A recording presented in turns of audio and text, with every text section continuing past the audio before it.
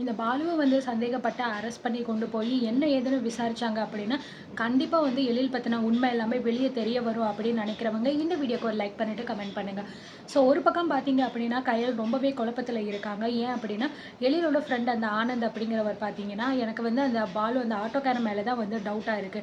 ஏன்னா எழிலுக்கும் அவனுக்கும் தான் வந்து பிரச்சனை அப்படிங்கிறது இருக்கு. இதை தவிர வேற யார் கூடயுமே எழில் வந்து இந்த அளவுக்கு கோவப்பட்டு சண்டைலாம் போட்டது கிடையாது. எனக்கு என்னமோ இப்போ வந்து எழில் இந்த மாதிரி காணாம போயிருக்கு, அவனுக்கும் ஏதோ ஒரு சம்மந்தம் இருக்கிற மாதிரி தான் வந்து தோணுது அப்படிங்கிற மாதிரி வந்து சொல்கிறாங்க. ஸோ இதனால வந்து சக்தியும் பார்த்தீங்கன்னா அதை வந்து நம்புகிறாங்க. ஏன் கயல் இவர் சொல்கிறது வந்து ஒரு வேளை உண்மையாக இருக்கிறதுக்கு வாய்ப்பு இருக்கும் இல்லையா அப்படின்னு சொல்லும்போது, ஸோ கயல் பார்த்தீங்க அப்படின்னா தன அண்ணியோட தம்பி அப்படிங்கிறதுனால அப்படிலாம் இருக்கிறதுக்கு வாய்ப்பு இல்லை சக்தி அப்படிங்கிற மாதிரி சொல்கிறாங்க. ஏன்னா கண்டிப்பாக இந்த விஷயம் இந்த தனத்துக்கு தெரிஞ்சிச்சு அப்படின்னா அவள் வந்து எப்படிலாம் கத்துவா ஆட்டம் போடுவான்னு எல்லாருக்குமே நல்லா தெரியும்.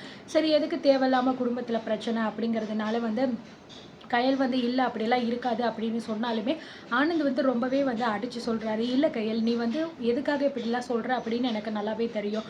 உங்கள் அண்ணியோட தம்பி அப்படிங்கிறதுக்காக நீ இப்படி சொல்லலாம், ஆனால் அது வந்து உண்மையெல்லாம் வந்து கிடையாது.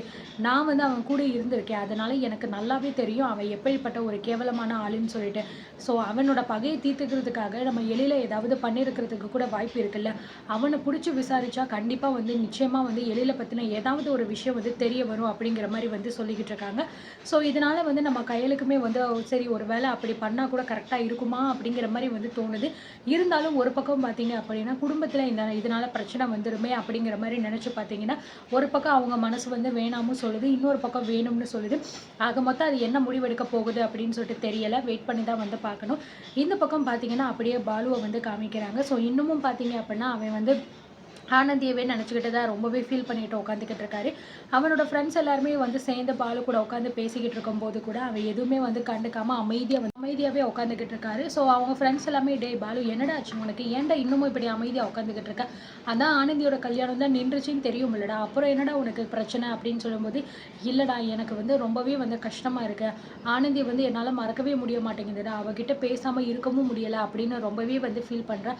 டே மச்சான், அவன்கிட்ட ஒரு விஷயத்த நாங்கள் சொல்லணும்னு நினச்சோம் ஆனால் மறந்துட்டோம்டா அப்படிங்கிற மாதிரி சொல்லும்போது, என்னடா என்ன விஷயம் அப்படின்னு சொல்லும்போது, இப்போ நான் சொல்ல போகிற விஷயம் உனக்கு உண்மையிலே வந்து ஷாக்காகவே இருக்கலாம், இருந்தாலும் நீ இதை அக்செப்ட் பண்ணி தாண்டா ஆகணும் அப்படிங்கிற மாதிரி சொல்லும்போது, என்ன விஷயம்டா எதுவாக இருந்தாலும் சொல்லுங்க அப்படின்னு சொல்லும்போது, உங்ககிட்ட ஒருத்தன் பிரச்சனை பண்ணிக்கிட்டே இருப்பானே எப்பயுமே அந்த குண்டு பூசணிக்கா மாதிரி ஒருத்தன் இருப்பானே அப்படின்னு சொல்லும்போது, ஆமாம் அவனுக்கு என்ன இப்போ அப்படிங்கிற மாதிரி சொல்லும்போது, இதுக்கப்புறம் அவன் உன் வழியில் வர்றதுக்கு வாய்ப்பே இல்லை மச்சான் அப்படிங்கிற மாதிரி வந்து சொல்கிறாங்க.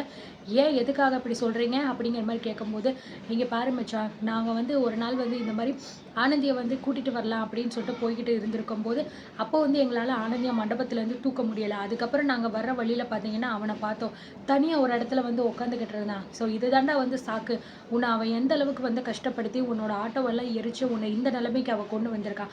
அவனை எப்படி எங்களால் வந்து சும்மா விட முடியும்? அதனால் அவனை பார்த்த உடனே வந்து போய் நாங்கள் 3 பேரும் சேர்ந்து அவனை அடின்னு அடித்து பயங்கரமாக வந்து அவனை மண்டையிலலாம் அடித்து தூக்கி போட்டுட்டோம்டா. நாங்கள் அடித்த அடிக்கு இந்நேரம் அவன் வந்து என்ன ஆயிருக்கான்னு கூட வந்து தெரியாது அப்படின்னு சொல்லும்போது, என்னடா சொல்கிறீங்க நீங்கள் அப்படிங்கிற மாதிரி பாலுக்கு ரொம்பவே வந்து ஷாக் ஆகுது. நீ ஏன் மச்சான் இதுக்கெல்லாம் போயிட்டு ஷாக் ஆகிக்கிட்டு இருக்கா, உனக்காக தான் இதெல்லாம் வந்து பண்ணது, உனக்கு அவனுக்கும் எவ்வளோ பெரிய பிரச்சனை இருந்துச்சுன்னு எங்களுக்கு என்ன தெரியாதா, அது மட்டும் இல்லாமல் உன்னோட வாழ்க்கையவே வந்து நாசம் பண்ணுறதுக்கு தான் அவன் வந்திருக்கான், அதை நல்லா சும்மா விட்டதே வந்து பெரிய தப்புடா, அவனெல்லாம் சாவடிச்சிருக்கணும் அப்படிங்கிற மாதிரி இன்னொருத்தன் வந்து சொல்லிக்கிட்டு இருக்கான். அது மட்டும் இல்லை, இன்னொரு முக்கியமான விஷயம் மச்சான், இந்த விஷயமே எங்களுக்கு இப்போ தான் கொஞ்ச நாளைக்கு முன்னாடி தெரிஞ்சிச்சு அப்படின்னு சொல்லும்போது, என்னடா என்ன விஷயம் சீக்கிரமாக சொல்லுங்கள், நீங்களாம் சொல்கிறத பார்த்தா எனக்கு ரொம்பவே பயமாக இருக்குடா அப்படின்னு சொல்லும்போது, அது இல்லை மச்சான், நாங்கள் வந்து அடிச்சு போட்டோம்லடா அந்த ஆள் வந்து வேற யாரும் கிடையாதுடா, நீ லவ் பண்ணுறியடா அந்த ஆனந்தி, அவனோட சொந்த மாமாவாண்டா அப்படிங்கிற மாதிரி இந்த விஷயத்தை கேள்விப்பட்டோடனே பாலுவுக்கு அப்படியே தூக்கி வாரி போடுது. என்னடா சொல்லிக்கிட்டு இருக்கீங்க, ஆனந்தியோட மாமாவா அப்படின்னு சொல்கிறாங்க. ஆமாடா மச்சான், இந்த விஷயமே எங்களுக்கு இப்போ கொஞ்ச நாளைக்கு முன்னாடி தான் வந்து தெரிஞ்சிச்சு.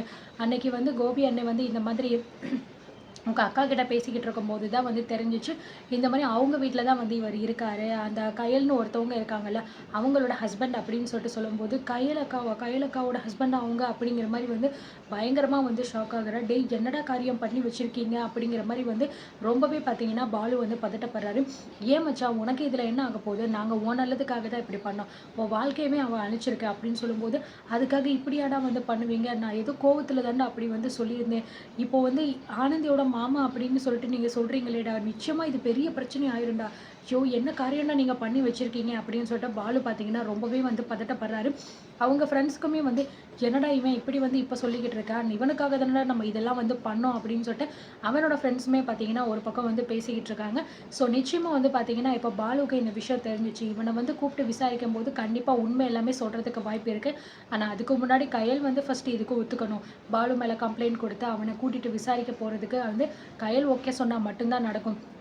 ஏன்னா, ஒரு பக்கம் பார்த்தீங்கன்னா, குடும்பத்தில எல்லாருமே பிரச்சனை பண்ணுவாங்க. தனா அண்ணிக்கு வந்து நான் என்ன பதில் சொல்லுவேன்? இந்த மாரி உங்க தம்பி மேல தான் எனக்கு சந்தேகம் அப்படின்னு தெரிஞ்சா, அவங்க ரொம்பவே வருத்தப்படுவாங்க அப்படிங்கிற மாரி வந்து யோசிப்பாங்க. ஏன்னா, வீட்டுக்குள்ளேயே வந்து அந்த அம்மா அந்த கத்து கத்தும். எப்ப பார்த்தாலும் ஏதாவது சொல்லி சண்டை போட்டுக்கிட்டே இருக்கும். இதே போல தான் எழில் கிட்ட பயங்கரமா சண்டைன்ட்டு போட்டிருக்கு. ஸோ, அப்படி இருக்கும்போது, இப்ப தான் குடும்பத்த சேர்ந்த அந்த தம்பி மேல சந்தேகம் வரும்போது, நிச்சயமா மூர்த்தியும் இதுக்கு சப்போர்ட் தான் பண்ணுவான்.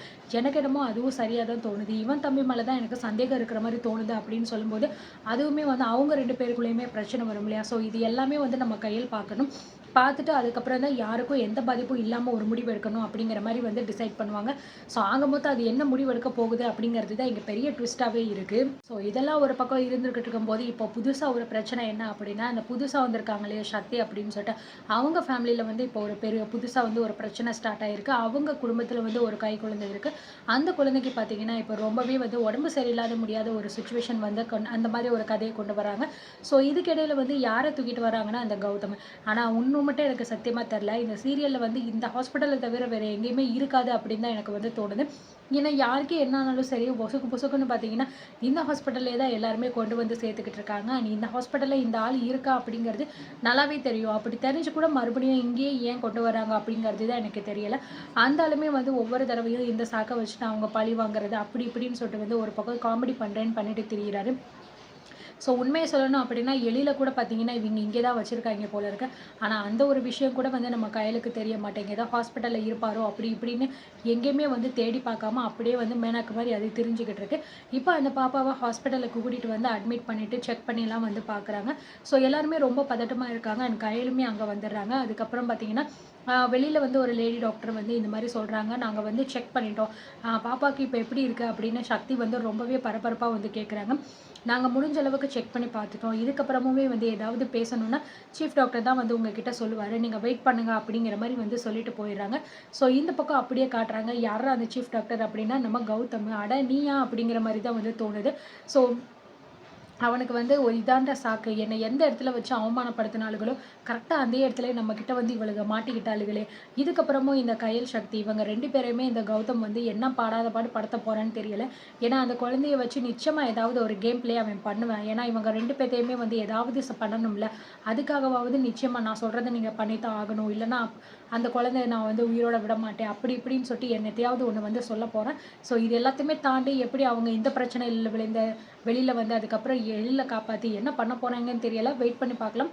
அண்ட் இத பத்தி நீங்க என்ன நினைக்கிறீங்க அப்படிங்கிறதையும் கமெண்ட்ல சொல்லுங்க.